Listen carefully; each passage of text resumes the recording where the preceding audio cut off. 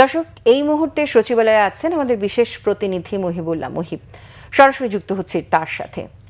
মুহিব, আজ প্রথমবারের মতো নতুন মন্ত্রিসভার বৈঠক বসেছে।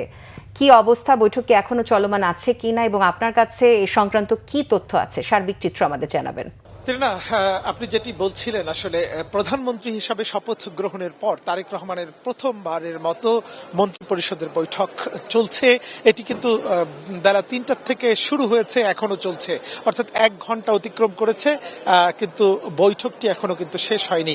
আপনাকে জানিয়ে রাখি যে প্রথমবারের মতো শুধু এটি মন্ত্রিপরিষদের তারেক রহমানের নেতৃত্বে বৈঠকই নয়, এটি আজকেই কিন্তু এই বৈঠক শেষ হলে পরবর্তীতে সচিব, সিনিয়র সচিবদের সঙ্গেও বৈঠক করবেন তারেক রহমান এবং একই সঙ্গে আগামীর বাংলাদেশ কিভাবে গঠন হবে, মন্ত্রণালয়গুলো কিভাবে কাজ করবে, সব বিষয়ে কিন্তু সার্বিক দিক নির্দেশনা দেওয়া হবে এই বৈঠক থেকেই। আমরা সকাল থেকে সচিবালয়ে রয়েছি। এখানে তারেক রহমান 12:30টার দিকে মূলত এই সচিবালয়ে প্রবেশ করেছেন এবং আপনি নিশ্চয়ই জানেন যে সকাল থেকে সাভারের স্মৃতিসৌধে শ্রদ্ধা জানিয়েছেন প্রধানমন্ত্রী হিসাবে তারেক রহমান এবং তার সঙ্গে মন্ত্রিপরিষদের সদস্যরাও কিন্তু শ্রদ্ধা নিবেদন করেছেন। এরপরে শহীদ প্রেসিডেন্ট জিয়াউর রহমানের যে মাজার রয়েছে আগারগাঁয়ে, সেই মাজারে শ্রদ্ধা নিবেদন করেছেন তারেক রহমান এবং তারপরে তিনি চলে এসেছেন সচিবালয়ে, তখন বেলা 12:30 এবং এরপরে কিন্তু প্রত্যেক মন্ত্রী অর্থাৎ 43টি মন্ত্রণালয়ের দায়িত্বপ্রাপ্ত মন্ত্রীরা তাদের স্ব দপ্তরে তারা অফিস করেছেন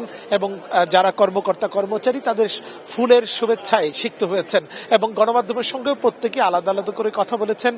বিশেষ করে বিএনপি ঘোষিত যে ইশতেহার রয়েছে সেই ইশতেহার বাস্তবায়নের পাশাপাশি আগামীর দুর্নীতিমুক্ত একটি বাংলাদেশ গঠনের জন্য তারা যে তারেক রহমানের নির্দেশনা, সেই নির্দেশনা বাস্তবায়নে কাজ করবেন। আমরা গণমাধ্যম কর্মী যারা রয়েছি তারা এখানে আছি, অপেক্ষা করছি এই মন্ত্রী পরিষদের বৈঠক শেষ হওয়ার পরে জানাচ্ছিলেন সহকর্মী মুহিবুল্লাহ মুহিব। শেষ হবে, তারপরে মূলত আমরা